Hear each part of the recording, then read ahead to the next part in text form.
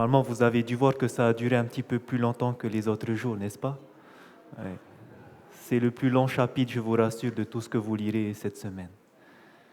Mais c'est vrai que si vous avez pris le temps de lire ce qui s'est passé devant Pilate, devant Hérode, et que vous avez regardé en même temps comment Jésus réagissait, vous savez, il aurait pu à n'importe quel moment arrêter et rentrer au ciel. Et on voit combien il attendait qu'une seule chose, c'est que les personnes se convertissaient. Il laissait un exemple pour tous ceux qui le regardaient. Et vous savez que le brigand qui va se convertir à la croix, c'est parce qu'il aura vu tout ce qui s'est passé. Quand Jésus n'a pas ouvert la bouche, il avait vu quelque chose en lui qui était différent. Et c'est pour ça qu'il va reconnaître la messianité de Jésus. C'est magnifique lorsqu'on regarde comment Jésus il est, comment est-ce qu'il agit devant les personnes qui le persécutent. Et plus vous regardez cela, plus vous verrez que quand quelqu'un vous fera la même chose, vous n'allez pas non plus répondre. Vous allez faire comme Jésus. Et ça, c'est le Saint-Esprit qui le fait en vous. Et vous verrez, plus vous contemplerez cela, plus lorsque quelqu'un vous dira des choses qui ne sont pas bien, vous allez faire comme Jésus, parce que vous voulez lui ressembler. C'est ce qui va se passer. Eh bien, à partir de ce soir et les jours qui suivront, nous verrons des choses importantes. Nous parlerons de ce qu'on appelle la réforme. Comme vous le voyez, nous avons vu au début que nous sommes vraiment arrivés à un moment critique dans l'histoire de cette planète. Et je pense que nous avons tous saisi, tous compris, que maintenant, Dieu va préparer son peuple. Le peuple adventiste doit se préparer à partir d'aujourd'hui. Et la préparation, c'est pour avoir le caractère de Jésus. Arriver à arrêter avec ces petits péchés que nous avons. Et vous allez voir que la parole de Dieu ne nous laisse pas sans instruction comment nous préparer. Et je remercie le Seigneur d'avoir laissé ces instructions dans sa parole, mais également dans l'esprit de prophétie. Tout est là pour que le peuple de Dieu se prépare à la fin des temps. Et personne n'aura d'excuse parce que tout est là. Lorsque vous allez entendre ces messages, vous saurez ce qu'il faut faire. C'est pour cela que nous avons commencé tout d'abord par parler de Jésus. Si quelqu'un n'a pas eu son cœur orgueilleux, écrasé, soumis à Jésus-Christ, les instructions qui vont venir par la suite seront en vain. C'est pour ça que nous avons passé hier un moment à contempler ce qui s'est passé à la croix. C'est pour ça que chaque matin, vous passez du temps à lire Jésus-Christ. Contemplez ces derniers instants. Parce que vous verrez que des instructions maintenant vont vous être données. Et un cœur qui est brisé va tout vouloir prendre ces instructions parce qu'il veut refléter Jésus-Christ. Mais un cœur qui est encore endurci, ces instructions, il ne va pas vouloir les prendre. Et c'est pour ça que nous avons passé ces 4 premiers jours à passer du temps, à voir que c'est le moment et que la solution, c'est ce cœur brisé par la contemplation de Jésus. Aujourd'hui, frères et sœurs, nous allons voir par où commencer cette réforme. Comment changer notre façon de vivre maintenant devant Dieu. Nous avons vécu une vie, on pensait qu'elle était droite devant Dieu, mais vous verrez que Dieu va nous montrer que ce n'est pas le cas. Et nous avons besoin maintenant de corriger notre façon de vivre. Et savez-vous où est-ce que la réforme va commencer? Ça va commencer d'abord dans le foyer. Tout part de là. Ce soir, peut-être certains d'entre vous entendront des choses qui leur feront mal. Et quelqu'un parmi vous dira non, je ne veux plus écouter. Peut-être qu'il va vouloir sortir parce qu'il aura mal à entendre. Mais ça vient de la parole de Dieu. Je ne vais pas ce soir dire des choses qui vont plaire à tout le monde peut-être. Mais je n'ai pas le choix parce que le Seigneur m'a dit de dire ces choses-là. Et si je ne le dis pas, je ne pourrai pas détourner les personnes de leur mauvaise voie et leur sang, s'ils sont perdus, retombera sur moi. Lorsque quelqu'un a cette responsabilité de prêcher la parole en tant que sentinelle, il a le devoir de faire ce que Dieu lui montre. Et je vous dis, parfois, ça me fait mal parce que je n'ai pas envie de dire, je n'ai pas envie de blesser les gens. Et je n'aime pas blesser les gens. Mais vraiment, il faut que vous sachiez ces choses-là. Et c'est pour ça que j'aimerais demander à chacun. Nous devons demander à Jésus que c'est toi qui vas parler. Donne-moi tes instructions, je veux savoir. S'il y a des choses qui ne vont pas dans mon foyer, je veux savoir pour réarranger, pour vivre une vie qui te rende gloire. Et nous devons demander cela. Et vous allez voir que ça sera plus facile à entendre ces choses-là. Donc nous allons passer un court moment dans la prière, comme nous faisons chaque soir. Nous allons demander à Dieu de préparer notre cœur à recevoir ces instructions qui viendront de sa parole et de l'esprit de prophétie. Nous allons nous mettre à genoux pour ceux qui le peuvent et nous allons prier individuellement et je terminerai par une prière.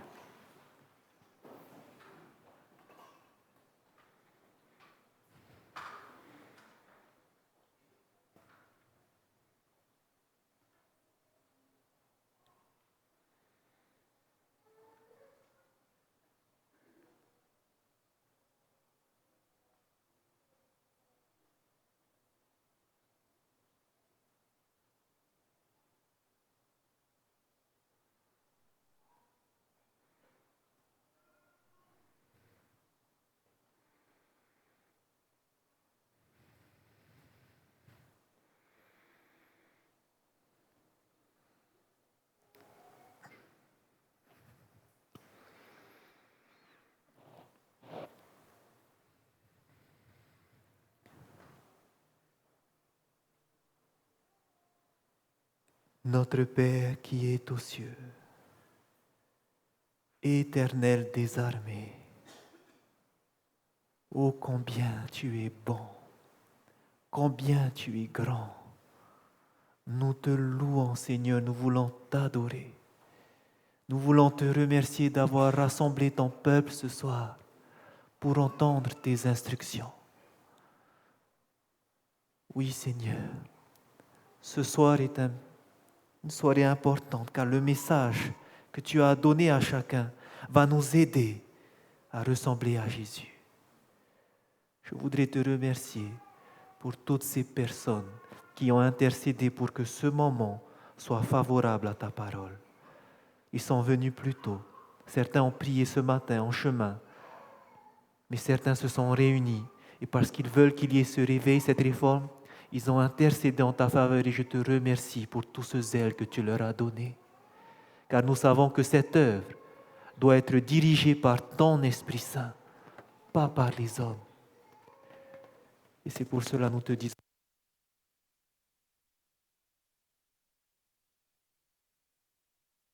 Nous voulons que tu sois glorifié.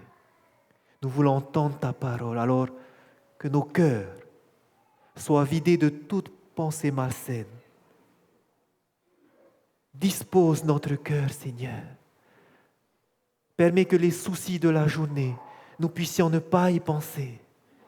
Mais aide-nous à regarder au plus important, à notre destinée éternelle. Parle au travers de ton serviteur, Seigneur. Humilie-le afin que tu puisses être glorifié et que les paroles qu'il prononceront viendront de toi, de ton esprit, et que ces paroles qui seront dites par ton esprit puissent toucher les cœurs par ton esprit. Oui, Seigneur, entoure-nous maintenant de tes anges puissants. Repousse les mauvais esprits et que maintenant tu puisses régner, que tu puisses être glorifié. C'est notre prière que nous voulons t'adresser dans le nom de notre Sauveur, Jésus-Christ. Amen.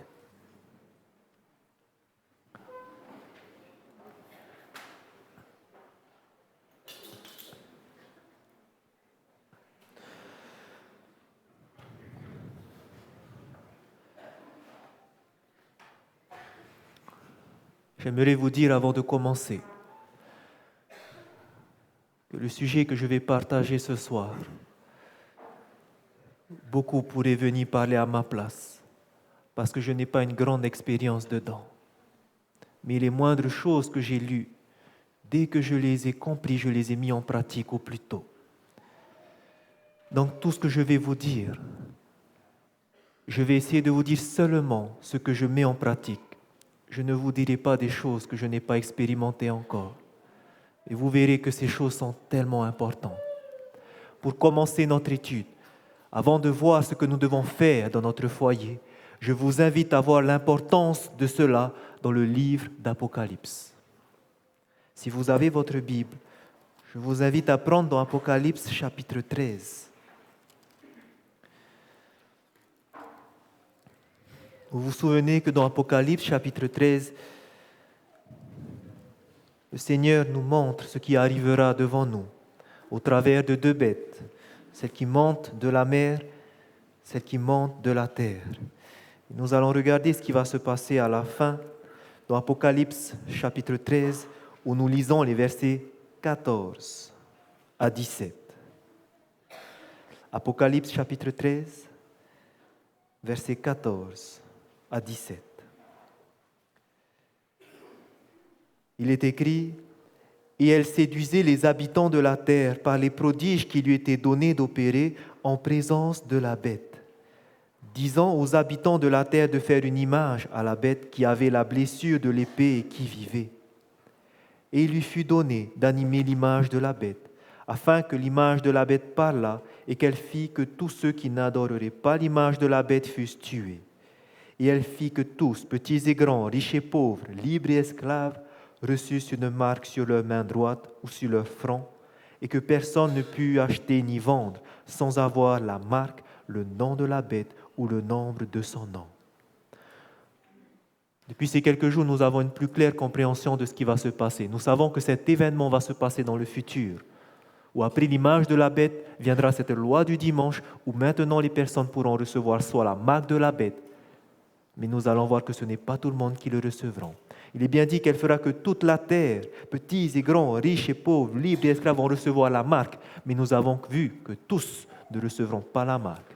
Pourquoi ? Parce qu'une partie recevra le sceau de Dieu. Et nous voyons cela dans Apocalypse, chapitre 7. Et nous allons examiner ce peuple encore, qui ne recevra pas la marque de la bête. Nous avons vu que cela se passerait avant les vents destructeurs, avant les 7 fléaux. Et regardez ce qui va se passer dans Apocalypse, chapitre 7, au verset 2 et 3. Apocalypse chapitre 7, verset 2, il est écrit: « Et je vis un autre ange qui montait du côté du soleil levant et qui tenait le sceau du Dieu vivant. Il cria d'une voix forte aux 4 anges à qui il avait été donné de faire du mal à la terre et à la mer. Et il dit: Ne faites point de mal à la terre, ni à la mer, ni aux arbres, jusqu'à ce que nous ayons marqué du sceau le front des serviteurs de notre Dieu. » Ces personnes sont citées au verset 4. Il s'agit des 144 000. Mais j'aimerais maintenant que vous regardez, que vous faites attention. Ces 144 000 sont bien qualifiés. Ils recevront le sceau de Dieu. Et regardez ce qu'on dit sur eux au verset 3. Ne faites point de mal à la terre, ni à la mer, ni aux arbres, jusqu'à ce que nous ayons marqué du sceau le front de qui ? Des serviteurs de notre Dieu. Ces personnes qui recevront le sceau de Dieu seront premièrement des serviteurs de Dieu. Ils seront au service de Dieu. Cela nous montre premièrement que lorsque nous nous donnons à Christ, c'est premièrement pour le servir, pour entrer à son service. On ne se fait pas baptiser pour rester assis dans l'église. Nous devons servir Dieu, mais ce n'est pas là où je veux en venir. Ces 144 000, ceux qui recevront le sceau de Dieu, seront des serviteurs. Mais vous allez voir quelque chose d'important, que lorsqu'on parle de serviteurs, Jésus nous précisera qu'est-ce que c'est qu'un serviteur. Lorsque vous allez prendre dans Matthieu chapitre 24, Matthieu chapitre 24 nous parle de ce contexte des signes de la fin des temps. Et Jésus va nous parler en parlant de la fin des temps, de serviteurs. Matthieu chapitre 24. Regardez, lorsque Jésus va décrire les serviteurs avant son retour, au verset 45 à 51. Matthieu chapitre 24, versets 45 à 51. Voici ce qui est écrit. Quel est donc le serviteur fidèle et prudent que son maître a établi sur ses gens pour leur donner la nourriture au temps convenable? Heureux ce serviteur que son maître à son arrivée trouvera faisant ainsi. Je vous le dis en vérité, il l'établira sur tous ses biens. Mais si c'est un méchant serviteur qui dit en lui-même « Mon maître tarde à venir », s'il se met à battre ses compagnons, s'il mange et boit avec les ivrognes, le maître de ce serviteur viendra le jour où il n'y s'y attend pas et à l'heure qu'il ne connaît pas, et il mettra en pièces et lui donnera sa part avec les hypocrites. C'est là qu'il y aura des pleurs et des grincements de dents.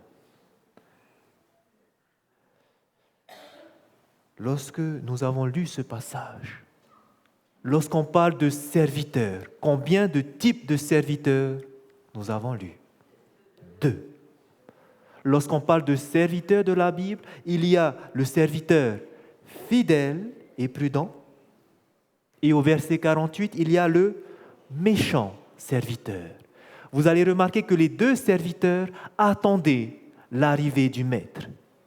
Vous allez voir par exemple que le serviteur méchant, au verset 48, il est écrit « Mais si c'est un méchant serviteur qui dit en lui-même « Mon maître tarde à venir », ça veut dire quoi? C'est qu'il sait que son maître va venir. Le peuple de Dieu, le peuple adventiste, attend le retour de Jésus. Mais parmi ce peuple, il y a les serviteurs fidèles, le blé.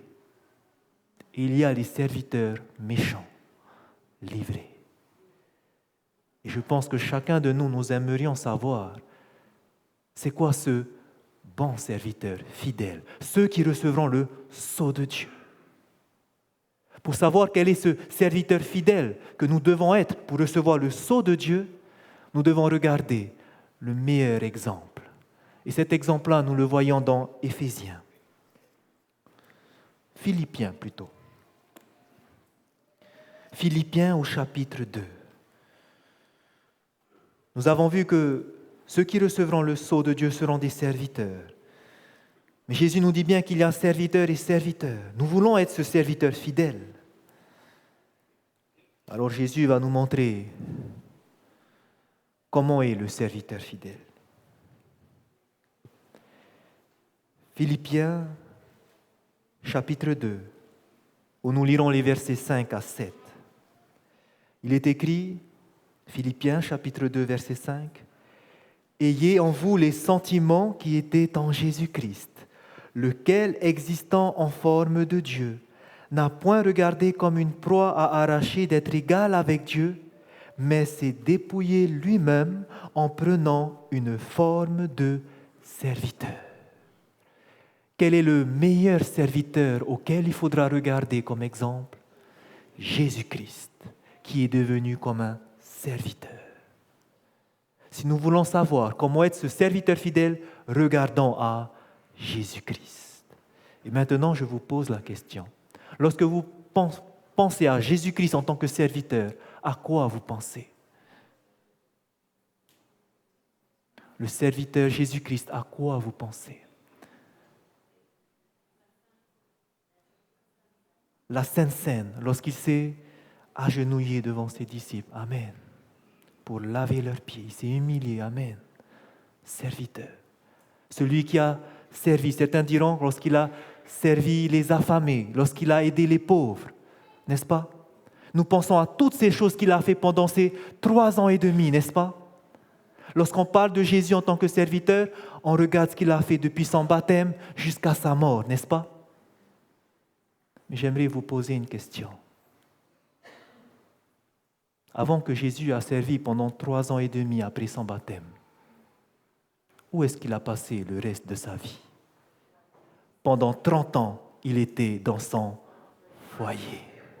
Et si nous voulons savoir la vie d'un vrai serviteur, regardons pas seulement les 3 ans et demi, mais regardez ce qui s'est passé dans toute sa vie et dans sa plus longue partie qui est dans son foyer pendant 30 années. C'est ce que nous dit l'esprit de la prophétie. Dans Jésus-Christ, chapitre 7, page 58, elle écrit « Jésus est notre modèle ». Beaucoup de personnes s'arrêtent avec intérêt à considérer son ministère public. N'est-ce pas ce que nous avons fait à l'instant? On parle des 3 ans et demi où il a aidé, servi. Mais négligeons l'enseignement de ses premières années. Pendant ces 30 années où il était dans son foyer, c'est dans sa vie de famille qu'il est notre modèle. Si nous voulons savoir comment Jésus-Christ a servi, pour être ce serviteur fidèle, regardons d'abord dans la vie de famille de Jésus-Christ. C'est ici le plus important. C'est pour cela que tout doit commencer d'abord dans le foyer. Il nous est dit aussi,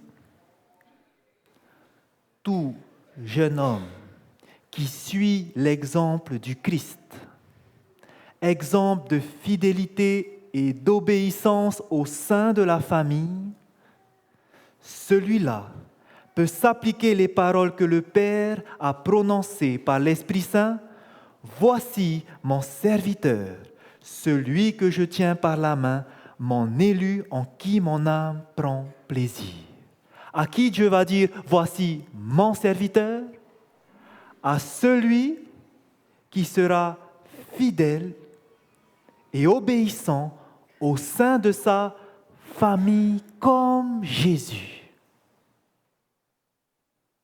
Lui sera le serviteur que Dieu dira, voici mon serviteur. C'est pour cela que c'est important de commencer dans le foyer. Et ceci s'applique premièrement aux jeunes. Chers jeunes, vous qui voulez être serviteurs de Dieu, vous qui vous êtes engagés pour le Seigneur, nous devons tout d'abord commencer par notre foyer. Je parle surtout aux jeunes qui ont pu avoir la chance de grandir dans un foyer adventiste. Vous avez cette chance de pouvoir faire le coucher de soleil, de pouvoir faire la vigile matinale en famille. Mais malheureusement, malgré tout ce confort que vous pouvez avoir, il y a tellement de jeunes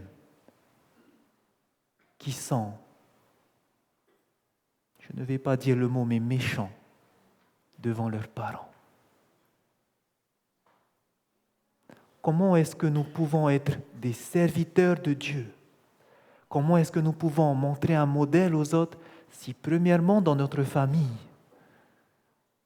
nous sommes un méchant serviteur? C'est pour cela, chers jeunes, tout d'abord, agissons dans notre foyer. S'il y a des choses qui ne vont pas, des disputes qui ont eu entre papa, maman et nous, la première chose que nous devons faire, c'est régler ces problèmes. Nous devons être des serviteurs fidèles. C'est important. C'est vrai, maintenant, il y a des personnes, des jeunes, qui, eux, ne font pas partie de familles adventistes parmi nous, mais ils se sont donnés à Christ. Et ils ont accepté de se baptiser dans cette famille adventiste. Mais malheureusement, lorsqu'ils rentrent à la maison, qu'est-ce qui se passe? Ils ne sont pas dans un foyer adventiste et c'est difficile. Et je trouve que ces jeunes sont très courageux. J'aimerais vous dire, peut-être que vous n'avez pas la chance de vivre dans cette atmosphère. Mais j'aimerais vous dire que par votre caractère, par votre façon de vivre, vous pouvez toucher vos parents. Il faut qu'ils voient en vous qu'il y a eu un changement. Et vous allez voir qu'ils seront touchés par cela. Ils vont voir une autre personne. Et ils vont voir que la vérité que vous avez trouvée, elle a valu la peine. Mon fils n'est pas devenu pire qu'avant, mais il a changé, il s'est amélioré. Et c'est ça que les parents veulent voir chez vous, pour ceux qui ne sont pas de famille adventiste. Donc, chers jeunes, Je parle à vous premièrement parce que Jésus a été ce modèle pour vous. Mais il n'y a pas que les jeunes ce soir. L'Éternel nous parle aussi des parents. Et regardez ce que l'esprit de prophétie nous dit par rapport aux parents. Les premières années de sa vie offrent plus qu'un exemple à la jeunesse. Elles sont une leçon et devraient être un encouragement pour tous les parents.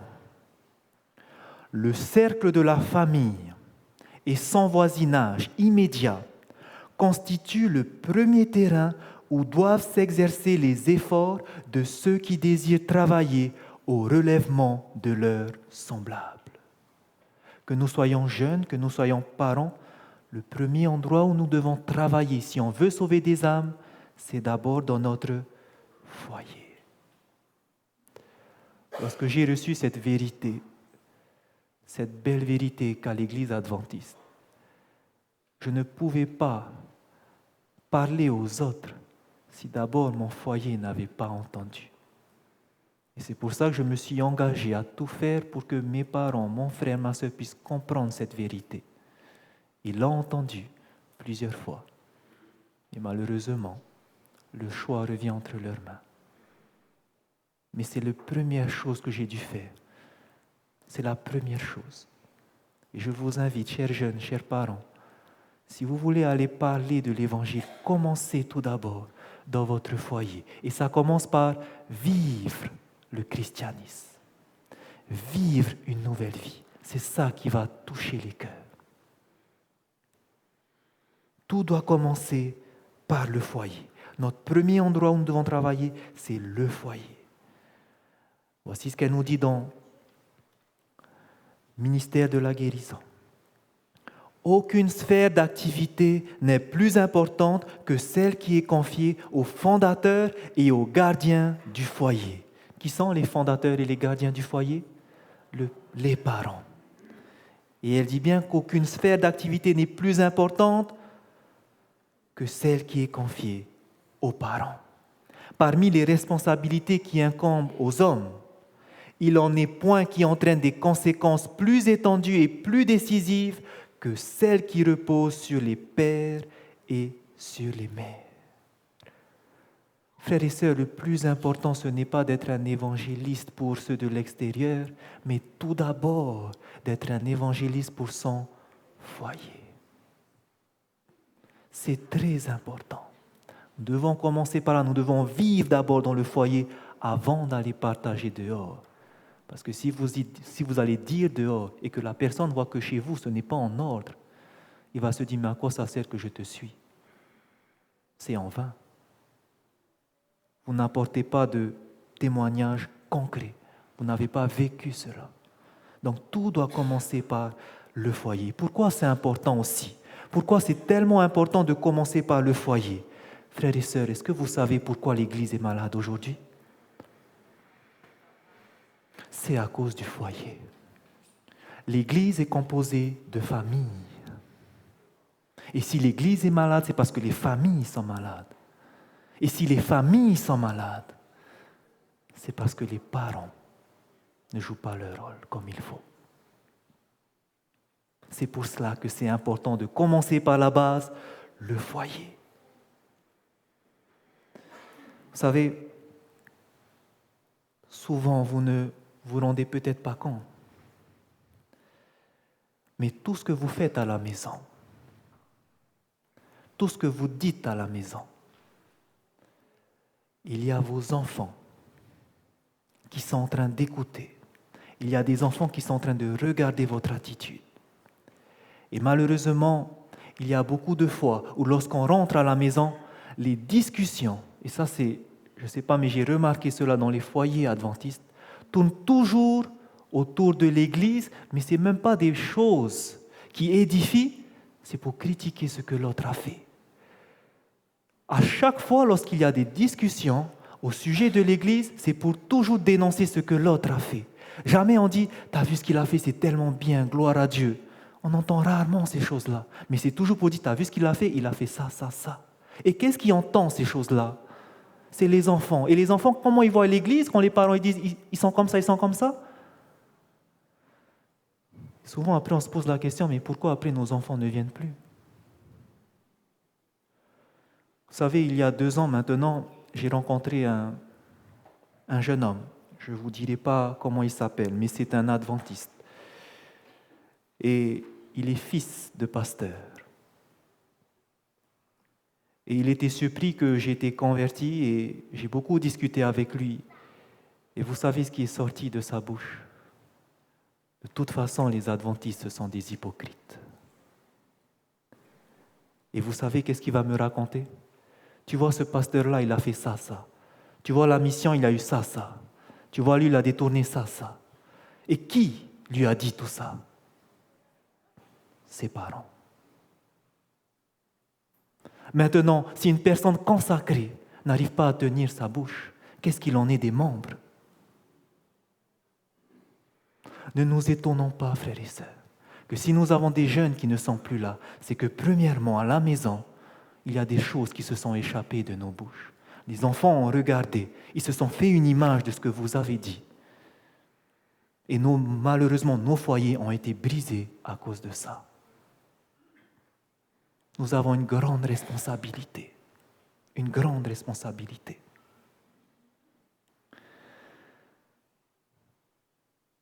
La question à se poser est, qu'est-ce que nous devons faire alors? Comment corriger tout ça? J'aimerais vous donner la solution qui vient de la parole de Dieu. Vous savez quel est le modèle que Dieu nous a donné pour le foyer? C'était ce premier foyer qu'il a conçu avant le péché. Lorsque vous imaginez ce qui s'est passé au jardin d'Éden, lorsque Dieu a créé Adam et Ève, ses premiers enfants, est-ce que vous arrivez à imaginer ce qui a pu se passer là-bas? Imaginez un petit peu Dieu qui chaque jour rencontrait ses enfants. Ils faisaient quoi? Ils étudiaient ensemble, ils louaient ensemble. Ils jouaient peut-être ensemble, ils passaient du temps merveilleux ensemble, n'est-ce pas? Mais ils avaient cette communion dans la famille, ensemble. Et si nous voulons comprendre comment avoir ce foyer idéal, comment corriger, nous devons regarder le modèle et regarder le plan de Dieu. Et je remercie l'Esprit de prophétie parce qu'elle nous donne tellement d'indications dessus, mais je vais aller seulement à l'essentiel. Regardez ce que Dieu veut pour nos foyers, comment corriger nos foyers. Elle nous dit dans le livre Éducation, page 281. Voici le plan de Dieu pour notre foyer. Le plan de Dieu était que les membres d'une même famille s'associent dans le travail et dans l'étude, dans l'adoration et dans la récréation. Que nous faisons les choses ensemble. Que nous faisons le travail ensemble. Pas il y a un qui ramasse les pains et l'autre qui est devant la télé. Ou il y a un qui fait la vaisselle et l'autre... Enfin, vous comprenez ce que je veux dire. Ce n'est pas moi qui le dis, c'est écrit. On fait les choses ensemble. C'est tellement merveilleux de travailler ensemble. Le papa qui voit son fils en train de travailler avec lui, la maman qui travaille avec sa fille dans le jardin et le papa, c'est magnifique. C'est magnifique. C'est ce que nous devons faire. C'est ce que nous devons faire. Étudier ensemble la parole de Dieu. Adorer ensemble notre Seigneur. Mais surtout, et je pense que c'est là où beaucoup aujourd'hui nous péchons. Surtout dans la récréation. Il y a un temps pour tout. S'il y a un temps pour travailler, un temps pour étudier, un temps pour louer le Seigneur, il y a aussi un temps pour jouer ensemble. Et malheureusement, beaucoup aujourd'hui dans notre génération n'ont plus le temps de jouer avec les enfants. Pourquoi? Tellement le travail nous prend du temps. Tellement les choses à faire, il y en a tellement. Et ça, je parle pour moi premièrement. Cette semaine d'ailleurs, c'est ce qui s'est fait. Beaucoup à la maison, des fois, je pleure parce que je n'ai pas le temps. Cette semaine, je suis tellement chargé. Je n'ai même pas le temps de profiter de mon fils. Passer du temps de qualité avec ma femme. Je remercie le Seigneur parce que ça ne va pas durer longtemps. Dès que c'est fini, nous allons reprofiter ensemble. Mais vous voyez, lorsqu'on sait ces choses-là et qu'on ne fait pas ça, ça fait mal. J'en pleure des fois. Je pense à mon fils souvent, tout le temps, à l'école. Mais voilà. Il doit y avoir un temps de récréation. Pourquoi ? Pourquoi c'est important de jouer entre nous ? Passer du temps ensemble à rigoler. Vous savez, malheureusement, lorsque les parents, tellement ils sont occupés, ils rentrent à la maison, ils n'ont pas le temps de s'occuper de ses enfants. Qu'est-ce que les enfants sont en train de faire ? Souvent, on leur dit, va devant la télé. Prends ta tablette. Et là, on les occupe. On est tellement fatigués, on n'a pas le temps de passer avec eux. On préfère les laisser devant ces choses-là. Mais je ne sais pas si vous vous rendez compte de l'erreur qu'on est en train de faire à ce moment-là. Je ne sais pas si vous vous rendez compte de l'erreur qu'on est en train de faire là. Premièrement, un enfant, je parle des petits tout d'abord, un enfant a besoin, physiologiquement, c'est sans besoin, ça fait partie de ses besoins, il a besoin de contact. Il a besoin de contact avec ses parents. Mettre un enfant devant la télé, tout ce qui va absorber, malheureusement, si vous regardez aujourd'hui comment l'industrie des médias est faite, c'est tout fait pour vous détourner de Dieu. Aujourd'hui, dès petits, malheureusement, on place nos enfants devant ces écrans. On place nos enfants devant des jeux. Et vous savez, ce n'est même pas... Dieu n'a même pas besoin de dire, même les païens, les scientifiques païens le disent. Par exemple, dans cet article de Naître et Grandir, ce sont les spécialistes en pédiatrie pour les enfants, la Société canadienne de pédiatrie. Ils ont fait un article, ce sont des scientifiques, et ils ont dit qu'il ne faudrait pas qu'un enfant avant 2 ans soit devant un écran. Parce qu'un enfant a besoin de voir, de toucher, de parler avec ses parents. Entre 2 à 4 ans, moins d'1 heure. Et encore, il précise que les choses qu'on va lui montrer, il faut que le parent soit à côté pour expliquer. Pas que ce soit des choses répétitives où il fait ça, ça, ça. C'est pas ça. Il a besoin que son cerveau se développe. Il a besoin d'interaction, un enfant. 4 ans et plus, moins de 2 heures. 4 ans et plus, moins de 2 heures par jour. Et vous savez, le problème, c'est quoi maintenant ? Lorsque ces enfants sont devant ces choses-là, le diable a tout fait pour que ces choses excitent leur sens. Lorsqu'ils voient ces choses-là, ils sont contents. Ça excite leur sens. Ce sont des choses qui sont animées, des dessins animés qui ont plein d'explosions. Ce sont des choses qui excitent leur sens. Ils voient ces choses-là, ça les excite. Ils auront besoin encore de ça la prochaine fois. Ils vont ressentir ce manque, ils auront besoin encore que leur cerveau voit ces choses-là. Et tellement ils seront habitués. Lorsque vous allez passer maintenant à la méditation, il n'y a même pas d'image. Ça ne bouge pas les images, papa. Vous comprenez qu'ils n'arrivent pas après à se concentrer sur des choses simples, tellement on les a donné des choses qui excitent leur cerveau. C'est comme la drogue, c'est la même chose qui se passe. Lorsqu'on a goûté quelque chose qui fait plaisir, on a toujours envie d'avoir plus, plus, plus. C'est la même chose qui se passe dans la tête des enfants. Et nous, malheureusement, on leur a donné cette habitude. Parce qu'on ne prend pas le temps d'être avec eux. Et ça, c'est la même chose pour nos adolescents. Vous savez, si on ne passe pas du temps avec nos adolescents, si nos adolescents ne nous voient pas comme leurs amis, leurs personnes à qui ils peuvent se confesser, s'ils voient papa et maman, ils ne sont pas intéressés à nous, ne vous étonnez pas qu'ils vont aller chercher leurs amis dans le monde, parce qu'eux au moins, ils les écoutent. Mais malheureusement, vous ne contrôlez pas qui est-ce qu'ils vont aller rencontrer. Et malheureusement, ils vont rencontrer des personnes qui vont leur détourner complètement de Dieu. Et pourquoi ? Parce que nous n'avons pas pris au sérieux de passer du temps avec nos enfants. Nous devons être équilibrés, chaque chose en son temps, mais nous devons surtout prendre le temps de passer, jouer avec nos enfants. C'est le conseil qui nous vient de l'esprit de prophétie. Et voici ce qu'elle dit maintenant. Le rôle du papa. Elle nous précise, le père devait être le prêtre de la maisonnée. Le papa doit être le sacrificateur du foyer. Le sacrificateur, qu'est-ce qu'il faisait à l'époque d'Israël? Il faisait chaque jour cette offrande du matin et du soir. L'offrande du matin et du soir. Qu'est-ce que ça symbolise aujourd'hui dans nos foyers en tant que papa sacrificateur? C'est la prière du matin, le temps de culte du matin, le temps du culte le soir. Et en tant que père, nous sommes ces sacrificateurs.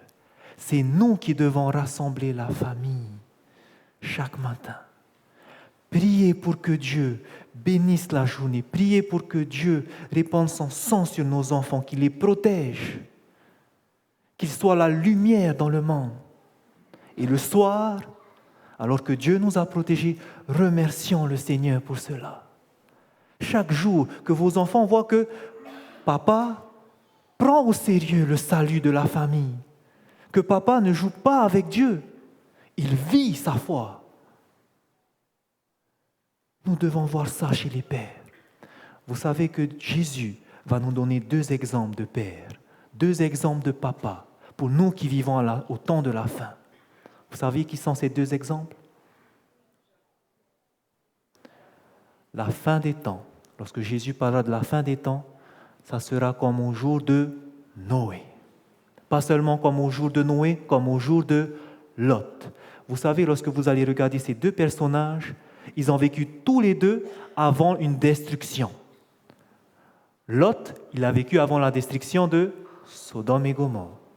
Noé a vécu avant la destruction de ce monde par les eaux du déluge. Ces 2 exemples parce que nous aussi, nous allons vivre avant la destruction de ce monde pour de bon. Et pourquoi Dieu a choisi ces 2 exemples? Pourquoi Jésus a donné ces 2 exemples? Lorsque vous regardez Noé, qui est-ce qu'il a sauvé des eaux du déluge? Sa famille, sa femme, ses 3 fils et ses 3 belles-filles. Toute la famille a été sauvée. Et lorsque vous allez regarder Lot, qui est-ce qui va faire sortir de Sodome? Il avait une femme, 2 filles et 2 gendres. Et vous allez voir que lorsqu'ils vont sortir, il n'y avait que sa fille qui va rester, ses 2 filles. Et malheureusement, ces 2 filles, peut-être qu'elles sont sorties de Sodome, mais elles vont commettre l'adultère avec le père qu'ils vont donner aux 2 nations païennes. Pourquoi maintenant? Pourquoi ces 2 exemples? Qu'est-ce qui s'est passé? Pourquoi Jésus nous donne ces 2 exemples? Lorsque vous allez regarder dans Genèse, regardons vite fait. Et c'est important de comprendre, surtout en tant que père. Genèse, chapitre 19.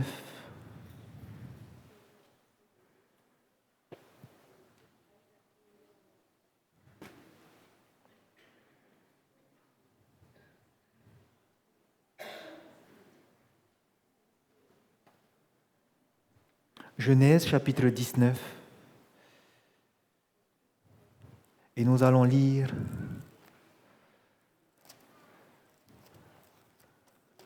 le verset 16.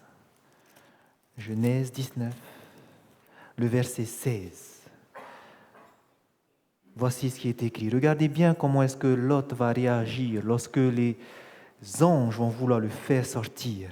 Genèse 19, verset 16. Et comme Lot tardait, les hommes le saisirent par la main, lui, sa femme et ses 2 fils, car l'Éternel voulait l'épargner. Ils l'emmenèrent et le laissèrent hors de la ville.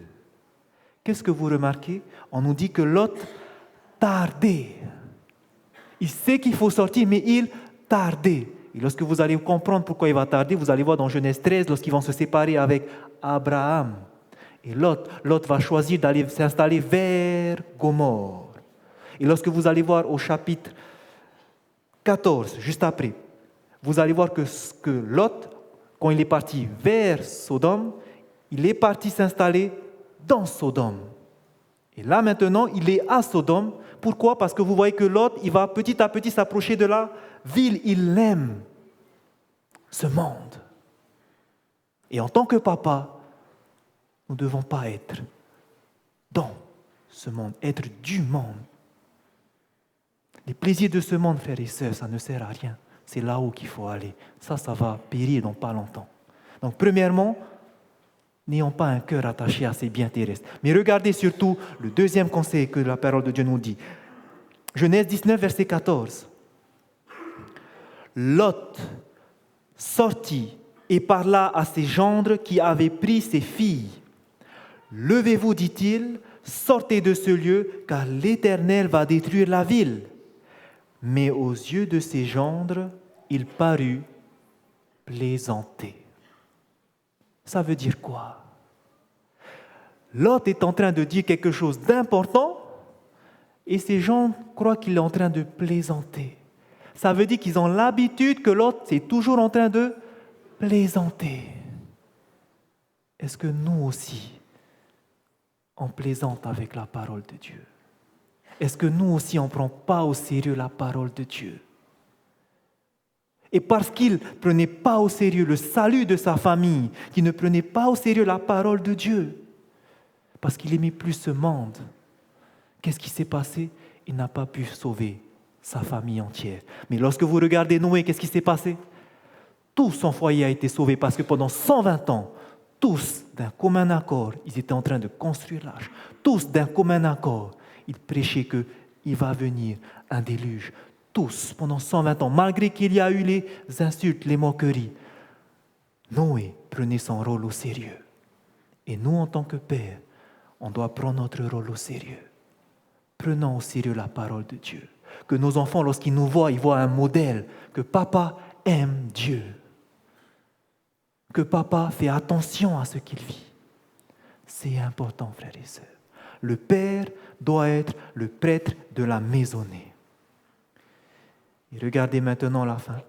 Et le père comme la mère devraient être les instructeurs et les compagnons de leurs enfants. Le père et la mère doivent être quoi? Des instructeurs. Ça veut dire que tous les deux, ils doivent instruire leurs enfants. Et vous savez comment est-ce qu'on peut être de bons instructeurs pour que ce qu'on dit, ils vont l'accepter, le croire et le vivre? Premièrement, il faut que les parents soient des exemples. Premièrement, il faut que les parents, avant de dire des choses sur la parole de Dieu, par exemple, vivent la parole de Dieu. Nous devons être des exemples, être instruits de Dieu, premièrement. Et j'aimerais vous donner 2 instructions pour les papas et pour les mamans de ce que la Bible nous dit que nous devons vivre avant d'instruire nos enfants.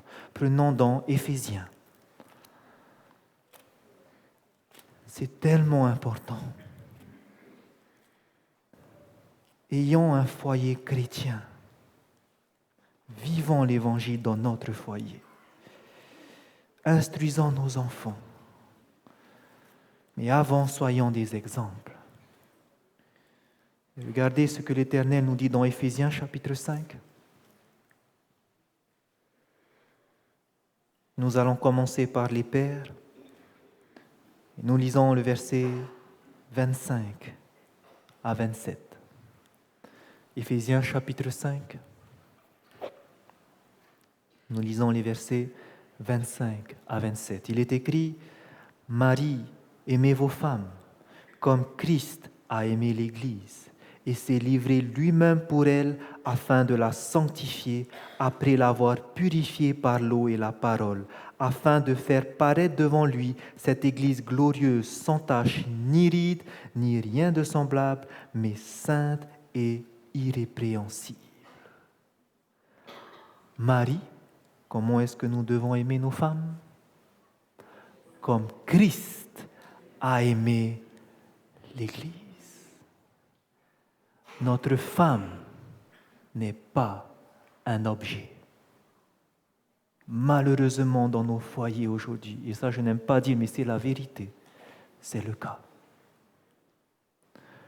Nous devons aimer nos femmes comme Christ a aimé l'Église, au point même de se sacrifier comme Christ s'est sacrifié pour sa femme. Nous devons chérir notre femme comme Christ a aimé l'Église. Il s'est livré pour elle. Nous devons aimer, chérir nos femmes. Passer du temps avec elles. Christ et l'Église sont en constante relation. Son Église en tout cas, par la prière. Ils discutent ensemble. Communiquent ensemble. Et lorsque nous revenons du travail, passons aussi du temps avec notre femme. Passons des moments de qualité avec notre femme. Une femme a besoin qu'on lui parle. Une femme a besoin surtout d'être écoutée parce qu'elle parle plus que l'homme. Ça, c'est la vérité. Elle a besoin d'être écoutée. Donc, lorsque Marie, vos femmes parlent, ne regardez pas ailleurs. Écoutez ce qu'elle dit. Ce n'est pas moi qui le dis, c'est la parole. Nous devons être en relation avec notre femme. C'est le plan de Dieu. Vous allez voir comment ça va aller mieux. Parce qu'il suffit que vous jetez un regard d'ailleurs, vous savez qu'est-ce qui va venir après. Hein? Donc nous devons écouter notre femme. Une femme a besoin. Maintenant, j'aimerais parler des femmes. Chères femmes, regardons dans Éphésiens chapitre 5, verset 22. Voici ce que la parole de Dieu nous dit pour nous. Femmes, soyez soumises à vos maris, comme au Seigneur. Car le mari est le chef de la femme, comme Christ est le chef de l'Église. Regardez bien ici le mot « chef ». Lorsqu'on dit que le mari est le chef de la femme, c'est le mot grec « képhalé », qui signifie « il est responsable de sa femme ». C'est pour ça qu'on dit comme Christ est responsable de l'Église.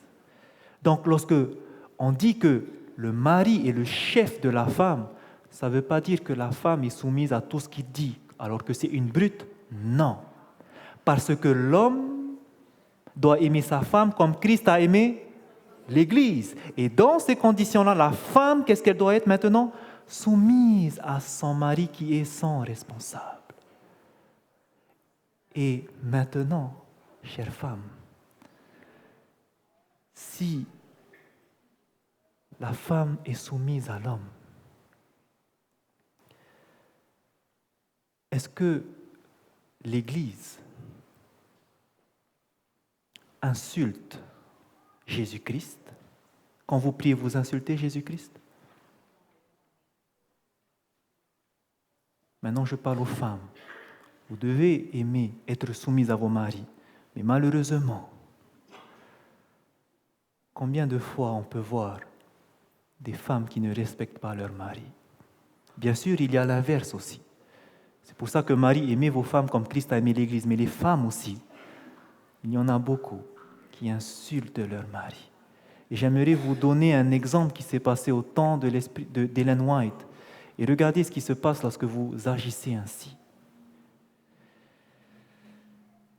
Elle s'appelait Marie. C'est une femme qui était mariée à un homme, je n'ai pas son nom. Mais regardez ce qu'elle va écrire. Elle écrira une lettre à Marie. Et voici ce qu'elle dira. Marie, c'est avec l'affection d'une sœur et d'une mère que je voudrais vous prévenir d'une autre chose. J'ai souvent remarqué sur quel ton de commandement et avec quelle impatience vous vous adressiez à John, c'est son mari, devant les autres. Waouh, c'est ça le pire. C'est pas seulement à la maison, mais devant les autres. Elle n'hésite pas à prendre un ton de commandement autoritaire sur son mari. Marie, plusieurs personnes l'ont aussi noté et m'en fait part. Cela nuit à votre réputation. En tant que femme, souvenons-nous que Dieu nous a voulu soumises au mari. C'est lui le chef du foyer. Et nos opinions comme nos avis et nos raisonnements doivent s'accorder avec les siens si possible. Nous devons, femmes, Ellen White nous dit, nous devons être soumis au mari parce qu'il est le chef du foyer. Et c'est pour ça que là, c'est que les femmes qui sont converties qui vont dire Amen. Mais apparemment, ce n'est pas tout le monde qui dit Amen. Parce qu'on ne veut pas être soumis à notre mari. C'est pour cela, mari d'abord, aimez votre femme comme Christ a aimé l'Église. Parce que souvent c'est ça malheureusement, parce que toi tu ne fais pas, moi aussi je ne fais pas. Mais un jour ou l'autre, il faudra qu'un s'humilie. Et c'est celui qui aime plus Jésus-Christ qui va le faire. C'est le cas. Mais sachez qu'une femme doit être soumise à son mari. Et nous ne devons pas insulter notre mari, le rabaisser, que ce soit là devant le monde, mais aussi à la maison. Ce n'est pas seulement le monde qui va voir, mais vous savez qu'autour, il y a des personnes, des anges, qui écrivent ce qui se passe. C'est pour ça que nous avons besoin de rencontrer Jésus-Christ. C'est qu'une femme convertie qui pourra saisir cela. Et certains diront, dans cette citation, il y a bien dit que nos opinions, nos avis, nos raisonnements doivent s'accorder avec les siens, si possible. Donc, si ce n'est pas possible, je ne m'accorde pas avec lui. Je ferai ce que je veux si ce n'est pas possible. N'est-ce pas? C'est ce que certains pourront dire. Mais regardez bien ce qu'elle va dire si ce n'est pas possible. Si ce n'est pas possible que moi et ma femme, le mari veut faire ça, la femme veut faire ça, on n'est pas d'accord, on commence à se disputer. Qu'est-ce qu'il faut faire? Qui on va suivre? Regardez ce qu'elle nous dit. Si ce n'est pas possible, dans le cas contraire, et à moins qu'il ne s'agisse d'une question de conscience, la parole de Dieu donne la priorité au mari. Soyons soumises au chef. Il n'y a qu'une qui est convertie. C'est ce qui doit se faire, frères et sœurs. Pourquoi c'est important? Vous savez, un cœur orgueilleux ne va jamais accepter ça. Mais malheureusement, parce qu'un cœur reste orgueilleux, ou parce que le mari reste encore orgueilleux, jamais quelqu'un va s'humilier dans une dispute. À chaque fois, ça va monter de temps. Et à la maison, ça ne va pas arrêter. Mais vous ne vous rendez pas compte de ce que vous êtes en train de faire. Parce que qui vous regarde encore? Les enfants. Lorsque vous allez parler de l'amour de Dieu, comment il va regarder l'amour de Dieu, le fils, la fille qui entend ça, par rapport aux parents?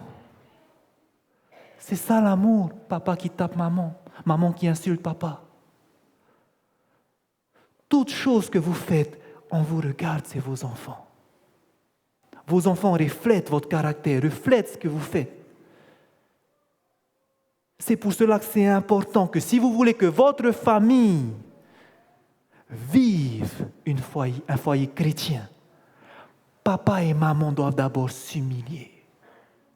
C'est pour ça que c'est important de rencontrer Jésus-Christ. Parce qu'un cœur non humilié, ça ne va jamais fonctionner. C'est important. Si nous voulons que notre foyer soit un foyer heureux, nous devons humilier nos cœurs. Nous devons le faire. Sinon, nos disputes ne vont jamais se régler. Tant qu'il y aura l'orgueil, ça ne va jamais se régler.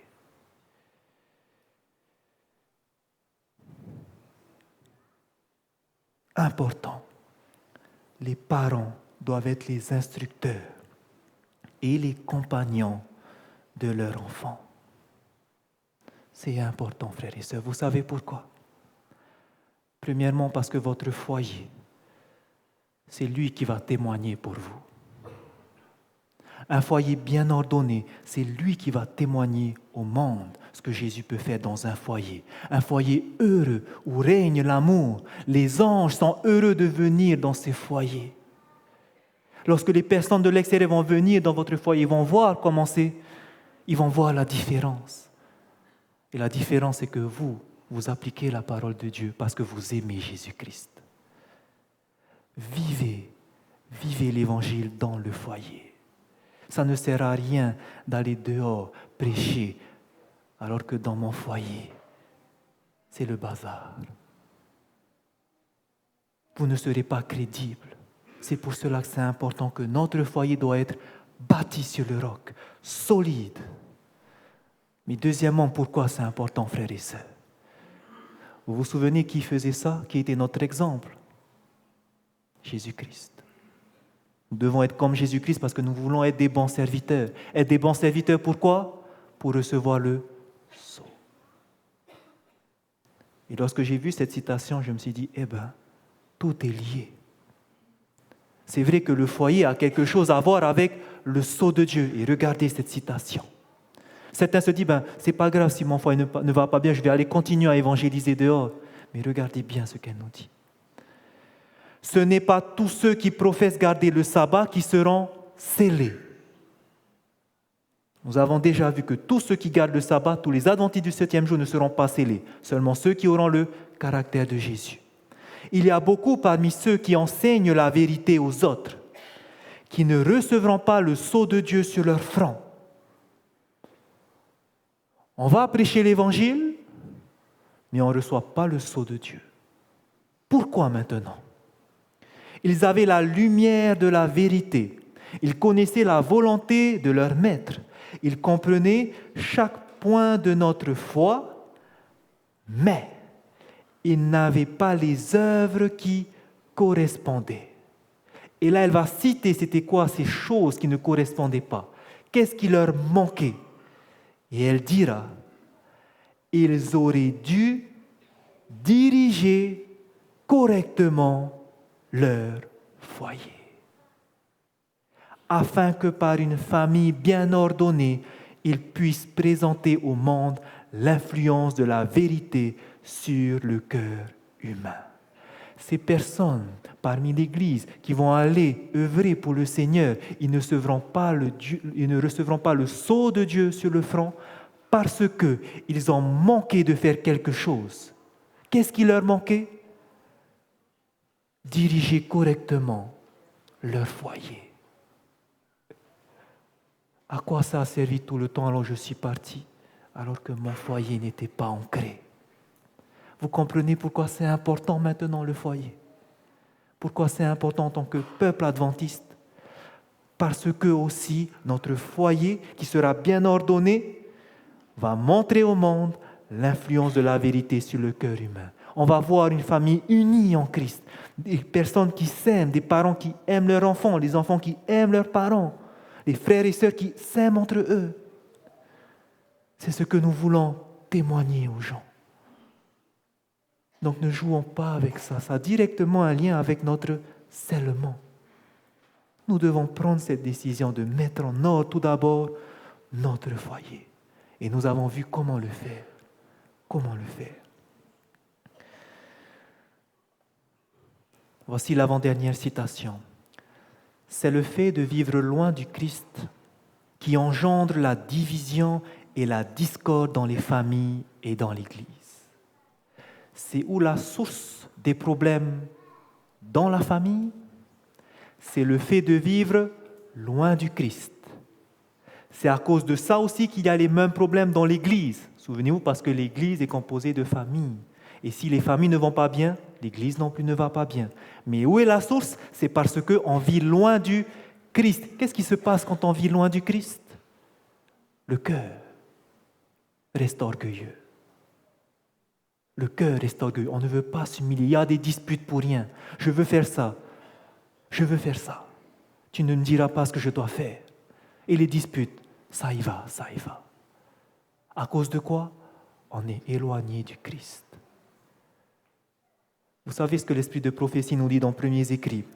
Vous regarderez de chez vous, page 119, paragraphe 3. Elle nous dit que tous les disputes que nous avons à l'Église, ces disputes que nous avons, il y a des serviteurs de Dieu qui sont obligés de venir régler ces problèmes, des pasteurs qui viennent, des anciens qui viennent, et ils écoutent les problèmes, et ils écoutent les problèmes.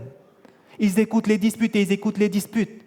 Et elle dit cela, si seulement on mettait l'orgueil et l'égoïsme de côté, 5 minutes auraient suffi à régler ce problème. Si seulement on mettait l'égoïsme et l'orgueil de côté, 5 minutes auraient suffi à régler ces problèmes. Mais malheureusement, parce que les membres sont inconvertis, c'est la faute de lui, c'est la faute de lui. Et on perd du temps, et les anciens perdent du temps. Les serviteurs de Dieu perdent du temps, alors que ce temps-là aurait pu être utilisé pour aller sauver une âme. Mais à cause de notre état égoïste, orgueilleux, je ne veux pas me rabaisser, on crée des problèmes pour rien. La source alors, c'est quoi? La source pour que les familles soient unies, l'Église puisse s'unir.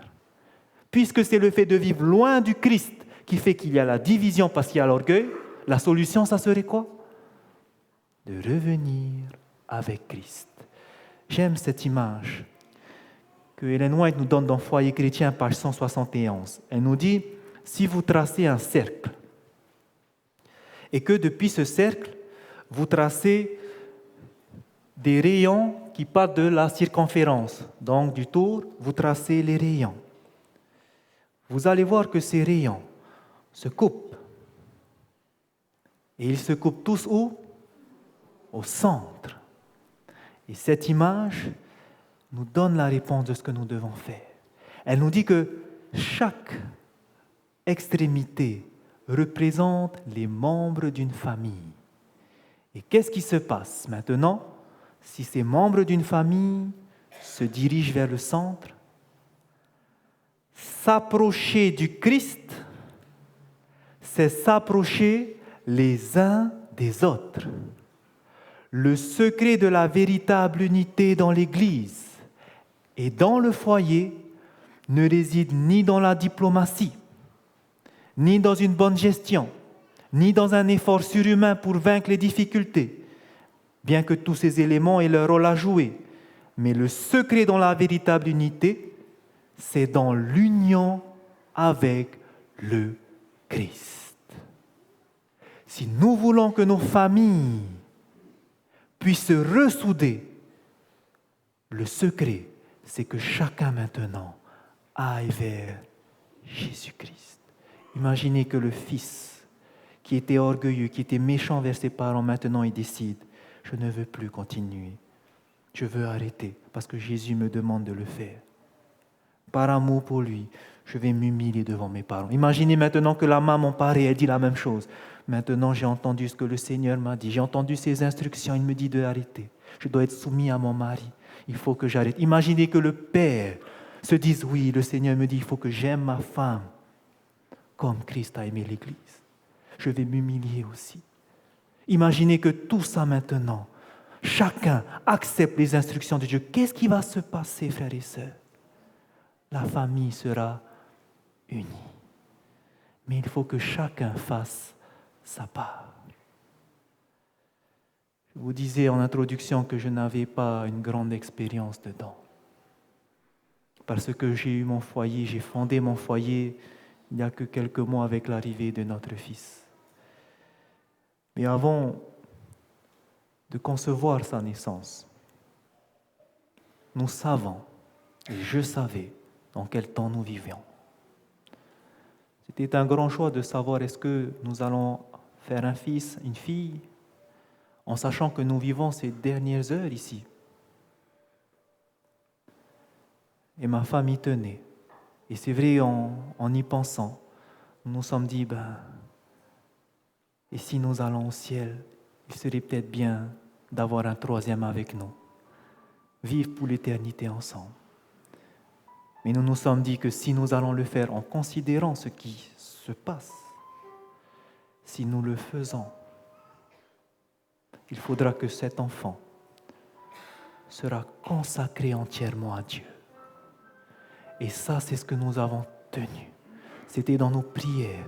Nous avons voulu que lorsqu'il va naître, que ce soit une fille ou un garçon, et on a su que c'était un garçon, il va être consacré entièrement à Dieu. Et la première chose que nous avons commencé avant de faire cet enfant, c'est que nous avons eu tous les deux un travail pour subvenir à son besoin. Par la grâce de Dieu, il nous a donné un travail à chacun. Nous avons pu avoir une maison, construire une maison pour pouvoir l'accueillir. Et tout était prêt pour lui. On a pu avoir un foyer où il peut maintenant arriver, parce que nous savons que lorsqu'il va venir, tout sera prêt pour lui pour qu'il soit consacré à Dieu. Lorsque nous l'avons donné son prénom, Nous avons choisi un prénom pour qu'il puisse se rappeler constamment que ce n'est pas cette terre-là. Ce n'est pas cette terre-là sa maison. On lui a donné 2 prénoms. Son premier prénom qu'on a choisi, c'était Teanuanua. Teanuanua qui veut dire arc-en-ciel. Lorsque vous allez regarder la signification de l'arc-en-ciel, la première fois qu'un arc-en-ciel a apparu sur cette planète Terre, c'était après le déluge.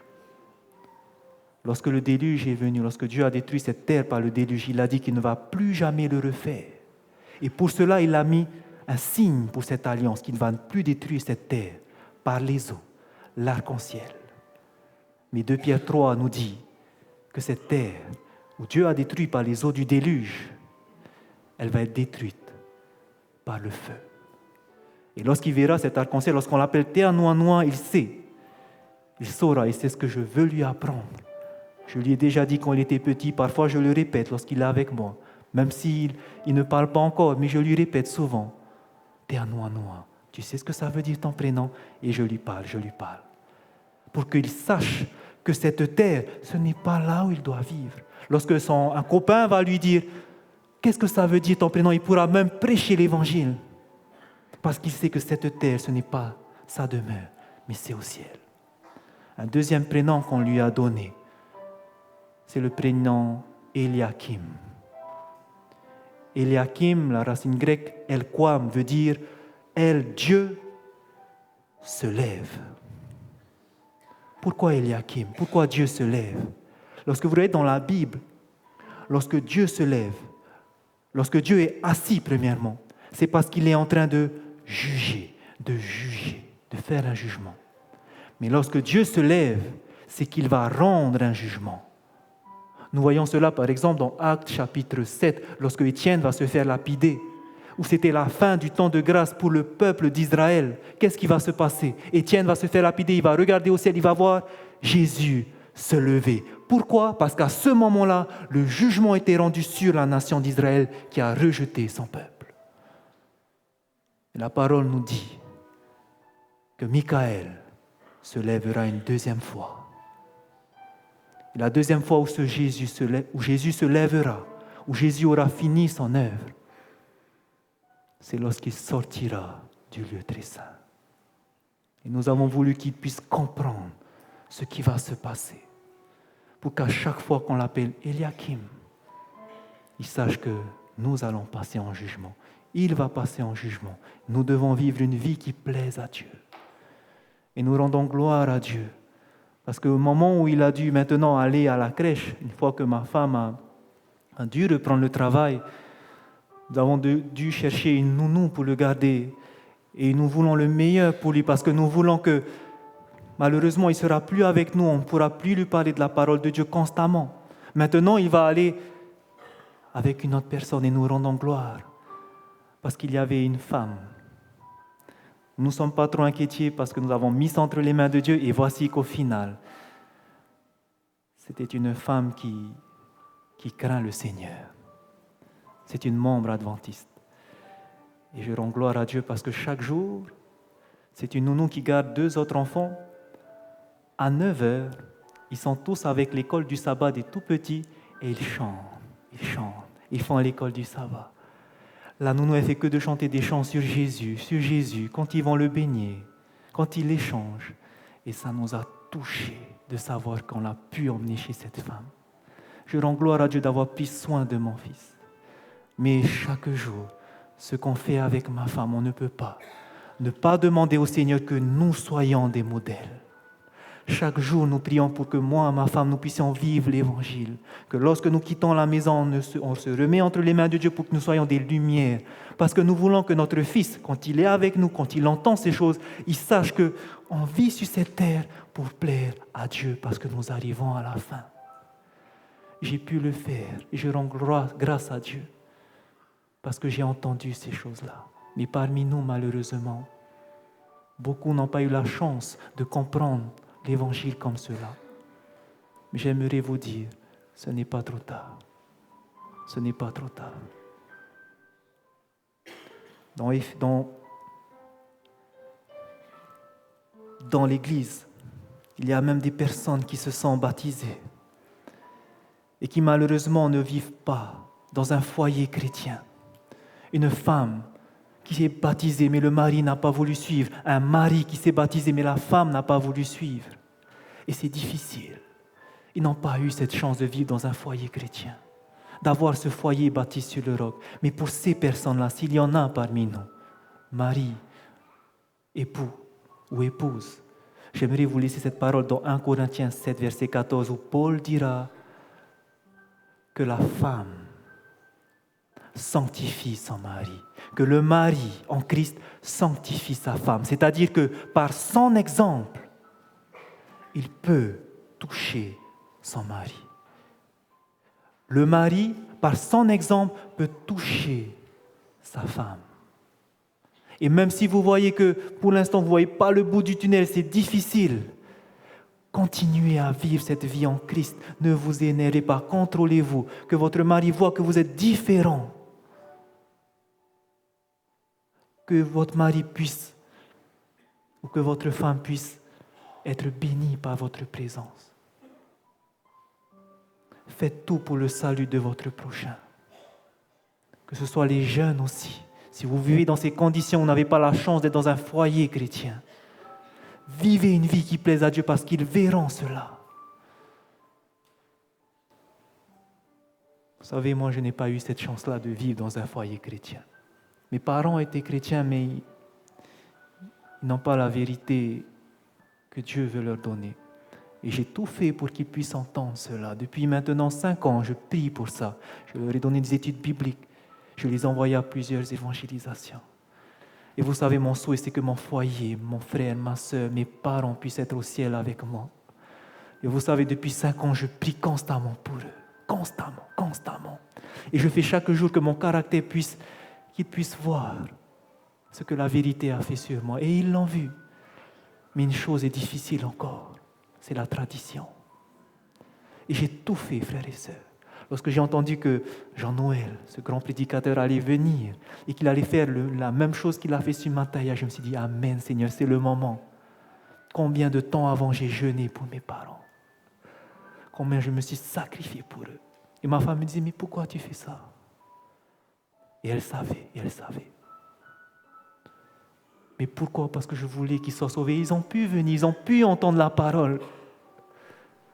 Mais vous savez comment ça m'a fait mal. Lorsque malgré tout a été clair, net, aucune décision n'est prise. Et vous savez ce qui se passe lorsque la vérité est rejetée? Le cœur s'endurcit. Et là on dit, mais Seigneur, comment ça sera possible? Un grand prédicateur est venu rempli du Saint-Esprit. S'ils n'ont pas entendu ça, comment ça va se faire alors? Mais vous savez, je ne baisse pas les bras.